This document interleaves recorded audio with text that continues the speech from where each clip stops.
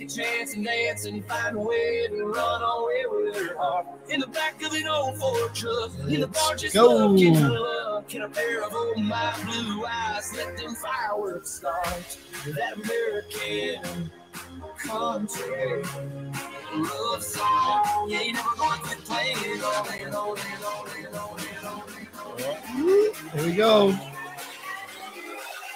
I love listening with these headphones. I can hear the full song.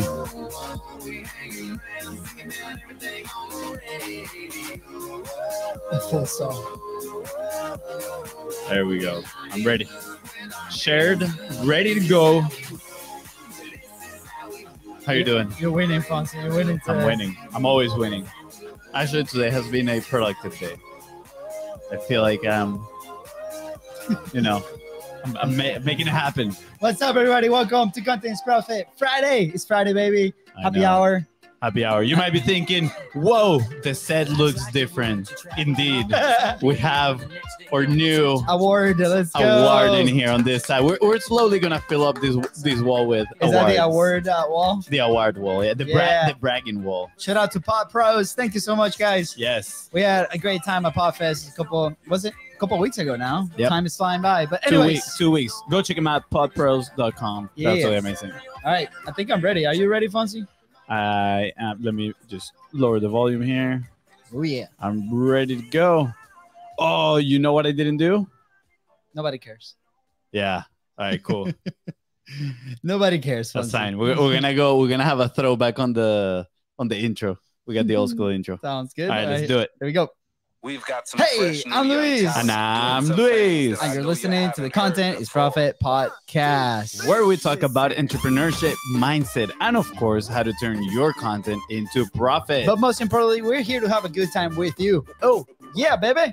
So go to contentisprofit.com to get started today and join the community. Good save, Fonzie. Yeah, good job. That's what I said. We went old school. You forgot your part. Good job. I never memorized it. So that's a false statement because I always read. Whoa. I just didn't read. You got to read the colors in there. There we go. Yeah, we got some comments coming in. I heard there was an open bar. Maybe after the episode, if you're in Jacksonville, Florida, come visit. I know. Oh, yeah, baby. Mike is going to Japan. He's about to live the sake lifestyle over there. The sake lifestyle. Guys, but today we have an incredible guest, and we're going to be diving all into exploring the most successful B2B content strategies. Ooh. And honestly, we're probably going to dive into so much more just because today's guest has a pretty unique expertise that is very valuable in the B2B world. I love it. AKA negotiations. Yeah. Yes. Guys, if you've been enjoying the show every single day of the week, live or in your favorite podcasting platform, go ahead and give us a follow. Go ahead and send us a review. Anything, an honest review. We love all of them. Thank you guys so much for the support, and follow us on social media at BIZBROS. That is right. And if today's guest help you move one step closer towards your goal, please don't forget to share this episode. And like my brother said, leave a review. Thank you. Buckle up because we're going deep into B2B content strategy with today's guest. That is right. Today's guest company is the one behind some of the top B2B thought leaders' success. Not only that, he's actually a master negotiator and the host of the Content Call Out podcast. Let's dive in. I gotta throw this out there too. I noticed, I checked his LinkedIn. He's Canadian, and it supports our theory about Canadian people. Yeah, it supports our theory. All successful people are either from Canada or Iowa. And I also noticed that he went to Harvard.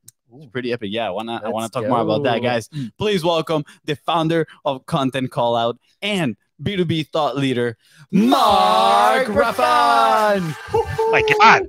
Oh my God! What an amazing intro. Yeah. we just need to figure out how to get like confetti on your room when this happens, like unexpectedly. Just you know? imagine it in the background right now. Yeah, there's people dancing in the background. Everyone's having a great time. Yeah, it's fantastic over here. Mark, we said we're gonna leave the XXX rated version for OnlyFans later, right? Yeah, that's for the OnlyFans episode, everyone. Yeah. We're gonna save that for later. All right, you'll be able to dive into my sexual practices. Maybe I'll show you a couple of things. How to lust for less than 1 minute. Woo! There we go. If that's what you guys are into, that's totally okay. I'm gonna go play soccer with my kids. I'm all good. But Mark, all jokes aside, thank you, man, so much for coming on. I was on your show. Was it this week, earlier this week, or earlier this week, and had a great time, man. Thank you so much for bringing. So everybody that's listening today, go on and check out Mark's show. We're gonna leave it right in the links. The Content Call Up podcast. Oh yeah. So yeah, it was fun. Yeah, awesome. I'm glad. I'll be like, yes, checked. Fonzie, we did not miss you. Anyways, it's all good. Mike, tell us. You can do a part 2 with me, and it's gonna be way better. I promise. That's right. Yeah, we're saving the good stuff for last, right? We'll get you more downloads. Yeah. All right, let's dive right in, right? Like we talked a little bit about B2B, right? We have on our side, we have our frameworks, but I'm very interested. Like, what have you seen in all these years of experience working with these companies? Like, what is something super cool about content in the B2B world? Like, what's something that people can implement? I think the biggest thing that people need to think about, especially if it comes to B2B content, is that it's the generator of the conversation, right? And so much of the things that we sell in B2B are high ticket value items, right? So generally speaking, most people aren't going to be coming into your website to go, hey, that thing cost $100,000. I think I'll buy it. Like, that's just not going to happen. So it starts to generate the conversation, and it starts to guide the person through the potential buying process that they may be going through. Because the fact of the matter is, more than 90% of your customers aren't going to be ready to buy yet. But the goal for content into B2B marketing is to make sure that when they are ready to buy, they think of you first. So having that content available to them so that they can consume it on an ongoing basis, so that you're continuing the conversation, whether it's owned content on your website or whether it's on social, is really critical to your success. I love it. Keeping in mind that customers do their own research too right now, right? Like they walk themselves through that customer journey. Their buying process is not anymore dictated by the companies itself.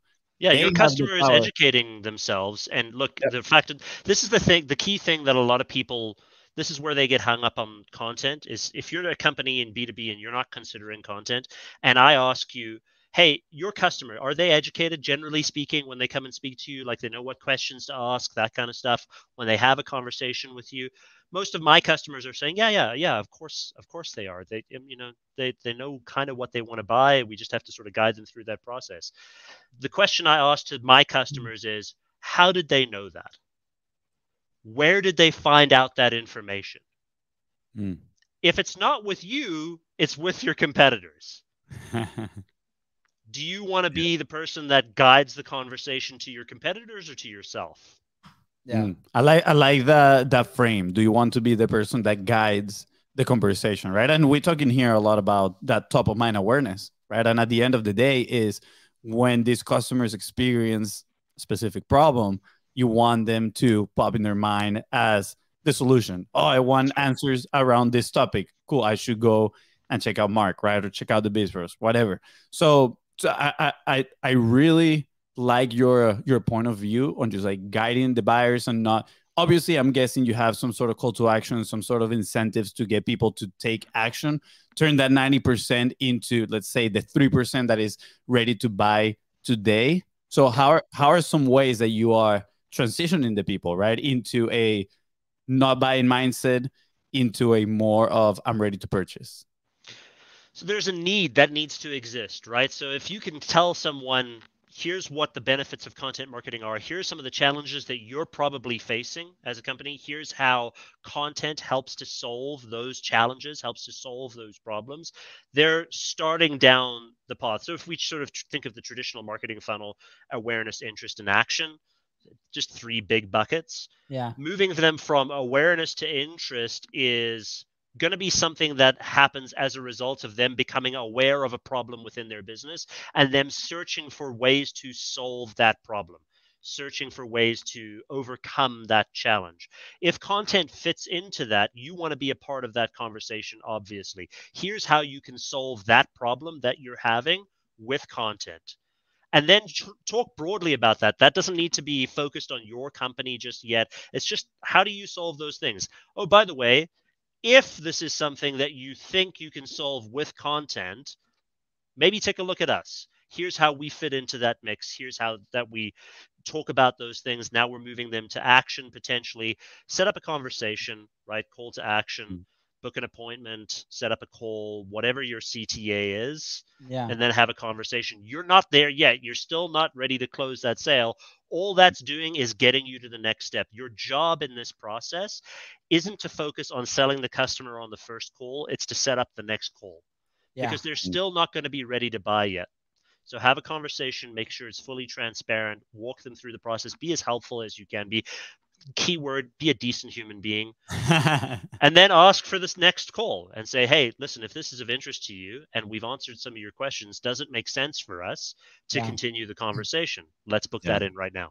Absolutely. I think in that stage that you mentioned, right, on the education part, it's key, right? Like, so there's so much direct response out there, or direct response wannabe out there, especially, you know, from the community that we started a few years ago. We saw a lot of that, and that was like our entire world, right? And as we launched the show and as we explored like new avenues, this world has opened up. And I think one element there that people can maybe take action today is like, what is some piece of market research, right, that you can put out there in these pieces of content, in sharing, in whatever avenue you produce your content, but that's going to position yourself as the expert, right? And then from there, people are going to continue to ask questions because you are positioned as the expert in that field. So I think that's something important that we can put in there in those areas that you mentioned, Mark. And then I'm curious, like, content is obviously a big bucket, right? In many ways, we preach podcasting because of the relationships and the two-way funnel that platform creates, right? Front end with audience, and then back end with a relationship with that person that you bring into your show, whether that's referrals, clientele, like further relationship, long-term, different things, can be many things. But when you talk content, right? Like, what specifically, like what channels do you normally recommend in your market, right? And you can describe a little bit of your market too, like what type of companies you serve, but like, what is the channel? Is it written content? Is it podcasting? Is it video? Is it micro content? Like what specifically, or is it completely custom depending on like the type of industry and the type of people that you're chasing? Yeah, it depends on the industry and it depends on the company that you're generally working within. And I would argue that the type of content that you produce has less to do with how someone's going to take it, more to do with where your customers hang out. So first think about where are my customers, right? Like, where do they exist? Where do they hang out? Where do they associate together? Do they hang out at trade shows physically? Then I'm going to have actual written content for them. Do they hang out online? Do they hang out on LinkedIn? Do they hang out on Twitter? Do they hang out on TikTok? Where are my customers? First, figure that out. Then build the content to suit the platform where they hang out. And generally speaking, for most B2B organizations, you got two big segments. One is owned, right? You want to have SEO-based content to drive long-term growth to your website. And then you're going to distribute that through paid as well. And you also have social. And most of the time for B2B, it's on LinkedIn. So those are the two biggest areas where you're going to play. There's some finer intricacies that exist within both of those areas, but for B2B, that's where you need to be. I love this. And I love this because so many times, and we found this too, like we worked in the real estate side of things mostly. And it's funny because we have conversations with CMOs, right? And these are companies that have 80 people staffed.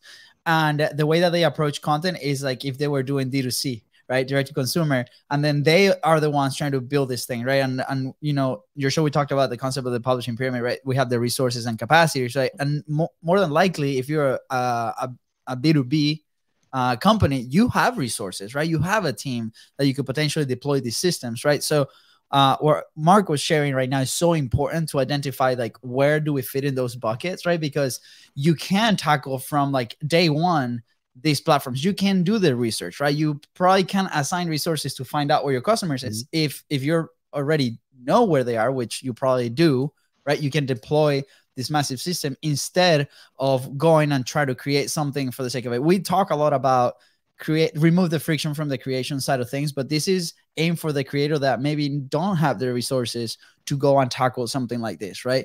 But in this sense, I think this is very smart, where you can maybe prep for a week or two and be like, okay, this is strategically where we're gonna show up.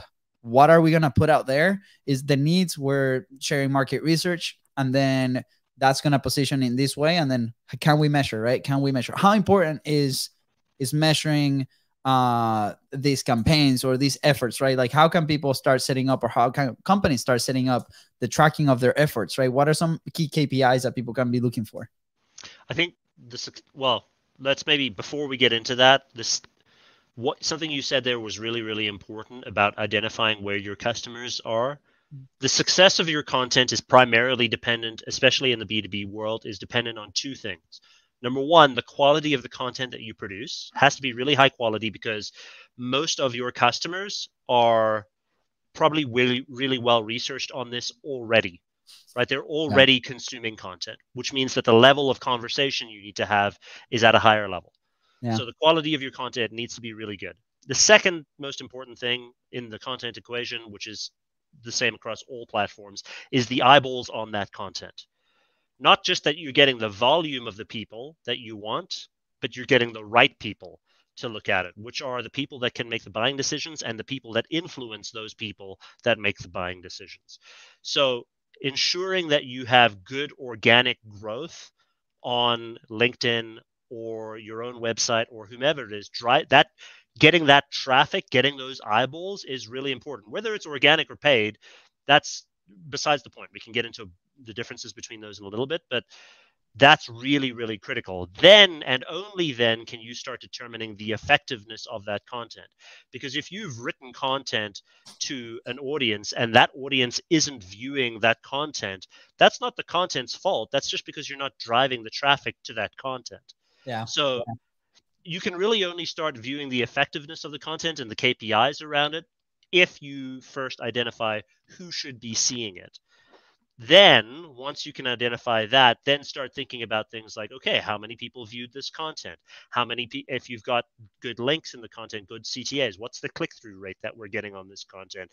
Are people actually booking meetings? Do they want to view more information? Did they enter that email nurture stream to teach them more about this thing?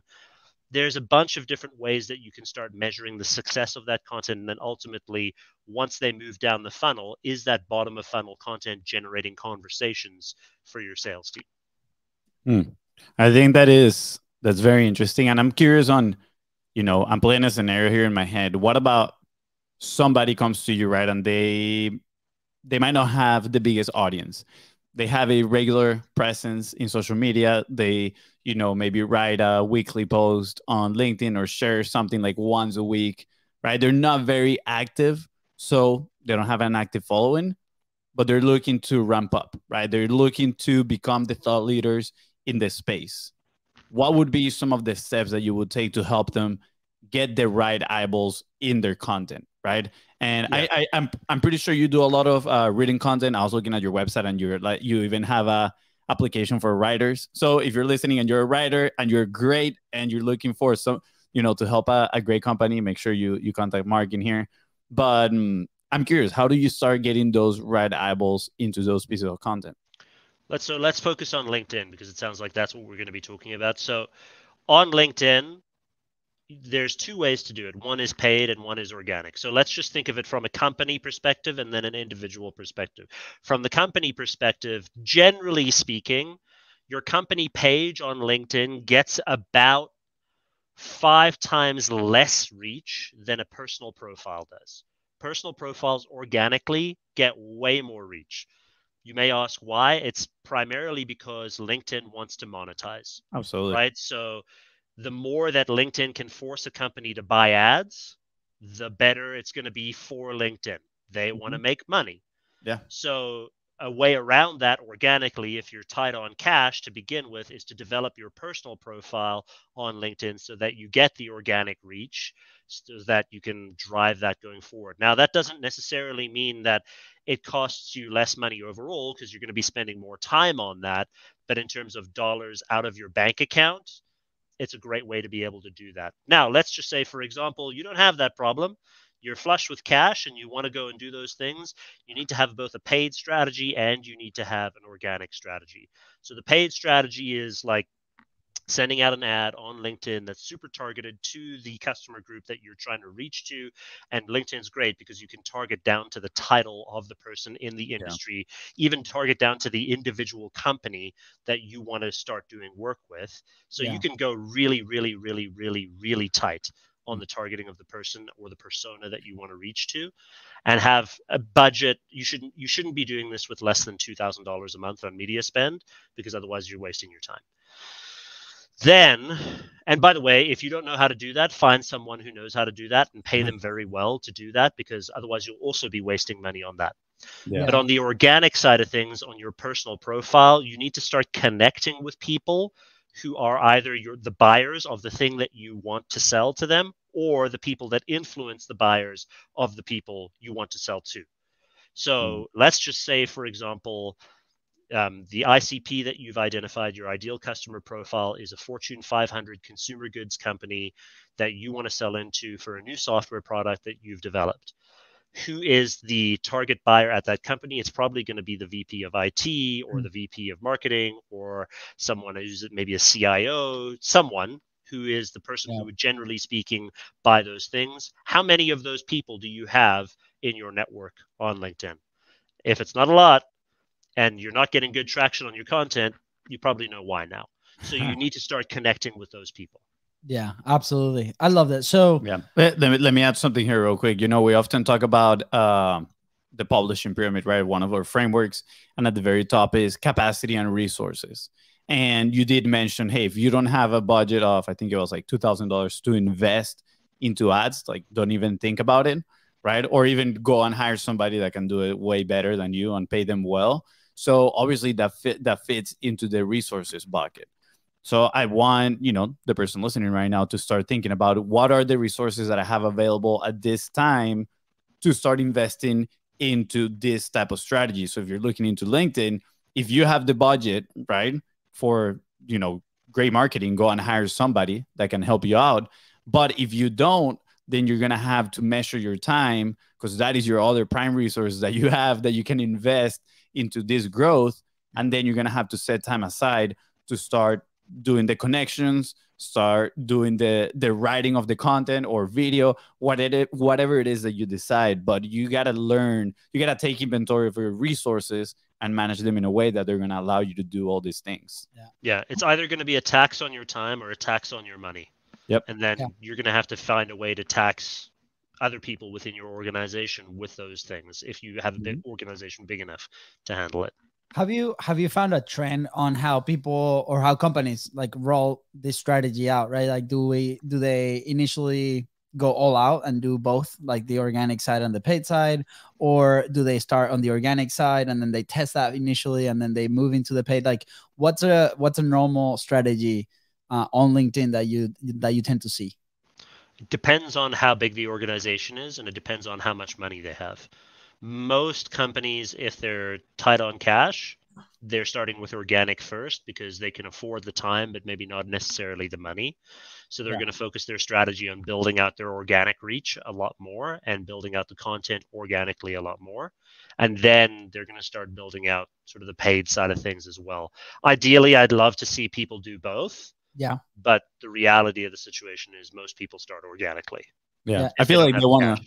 Yeah, I feel like they want to test the message too, right? I mean, like you said, are we talking to the right people? Are we saying sharing the right message? And I feel like once you nail those down, it's just going to be better once you start pouring, money into it. It's gasoline. We've talked about this a very long time ago with one of our guests, that she was like, hey, like if you have a crappy message and you just put money behind it, like it's not gonna fix it. It's still gonna be crap. You're just wasting your money.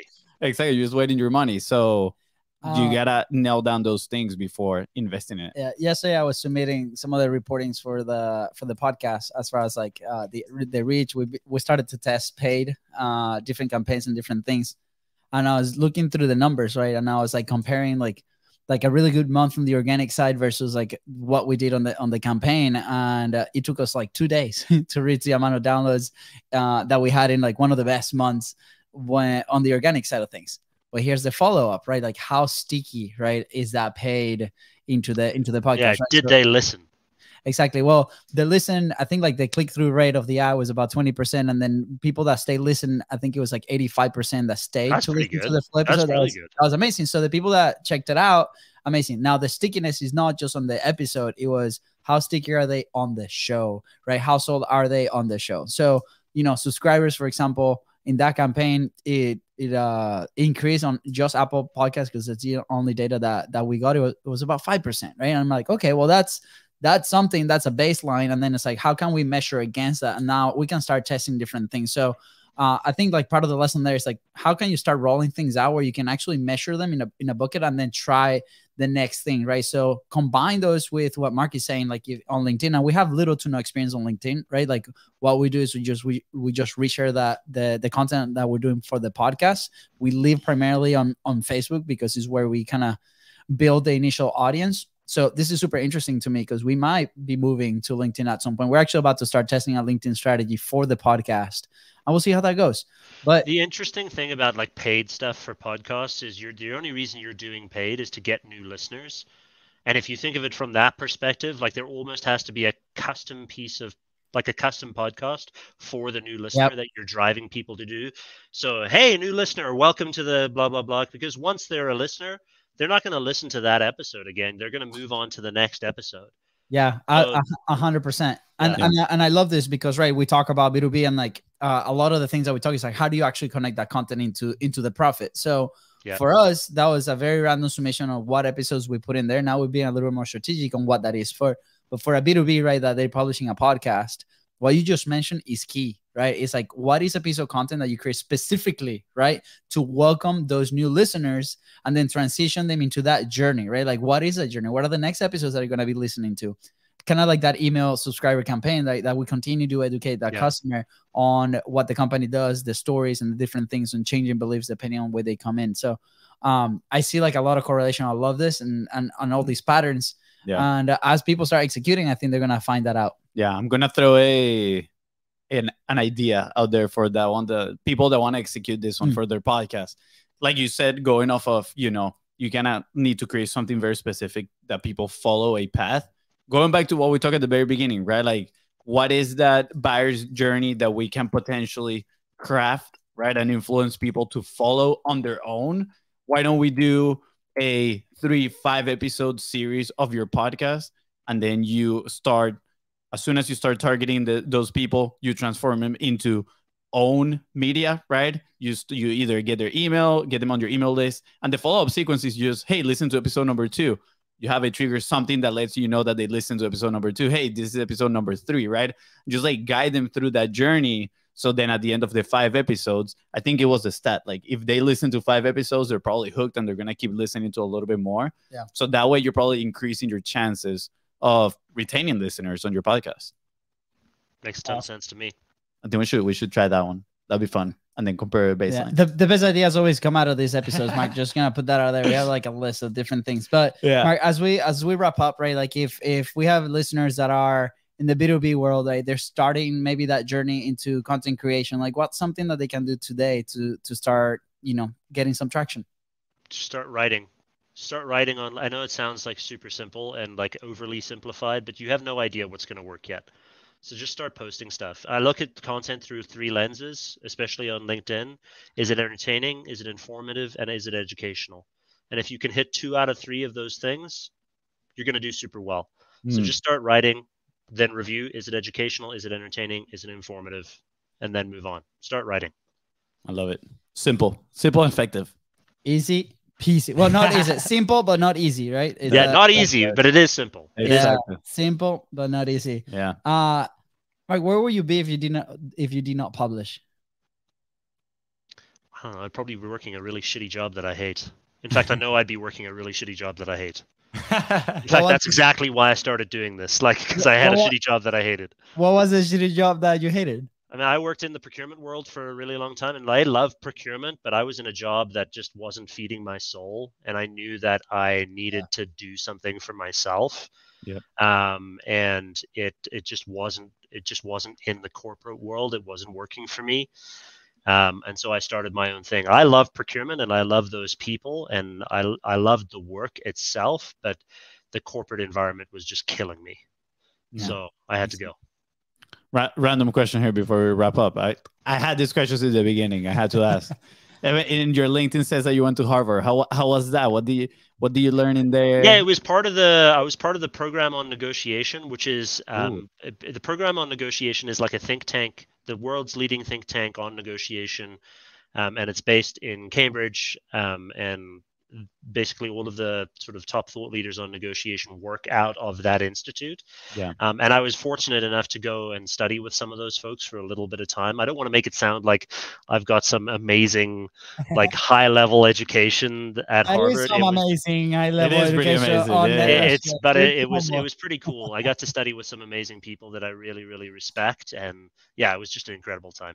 That is so cool. We're definitely going to have to do a just negotiation. Let's do it. I'm happy to do it. I think that's such an important skill, right? In this world, especially in content too, like the people that we connect and that. So yeah, absolutely. That would be like a one-off episode that we can do that. That'd be awesome.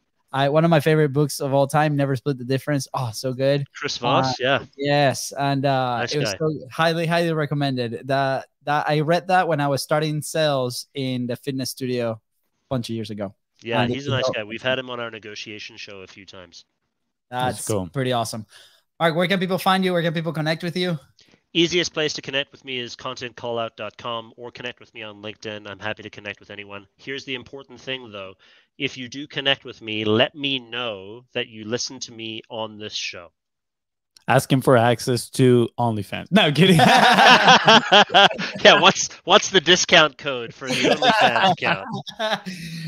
You know exactly where they came from if they go. That's funny. Come on, Fonzie. Hey, yeah, I had to throw it out there. For those wondering, Fonzie has an OnlyFans. Just say Actually, we have one together. We share it. Oh man, this is escalating very quickly. Is the AC on, man? What's going on? Mike, is there anything else you want to add before we head out? No, listen, thank you so much for having me, folks. Folks, if you're listening to this and you're thinking to yourself, okay, I have a consulting company or I have a B2B company that I want to get started producing more content, I'd love to talk with you. If you ever have the opportunity to connect with me on LinkedIn, let's talk. Absolutely, guys. We encourage it. Go check him out. Go connect with Mark. Fonzie, you? Anything else you want to add? Dude, no, this was epic. This was sweet, straight to the point. It was a lot of fun, man. Thank you, Mark. Appreciate it. Thanks for having me, guys. With that said, guys, thank you so much for tuning to the Content Profit Podcast. Go ahead and follow the show in your favorite podcasting platform and on social media at BIZBROS Co. That is Radnik Mark here, help you move one step closer towards your goal. Please don't forget to share this episode and leave a 5-star review. And go and check out Mark dancing over here. Bye, see you guys. Dude, that was epic. We're still live. We need a quick tradition. Selfie time. Yeah, let's go. Let's do it. Time. All right, here we go. Which it means usually screenshot. Are we sponsored by Celsius today? Or? No, I'm covering the brand. All right, 1, 2, 3. Sweet. We're gonna put an OnlyFans back. That'll be a good thumbnail. Yeah. That'll be a good thumbnail. See you later. Social media. We'll see you next week. See you guys. Bye. Bye.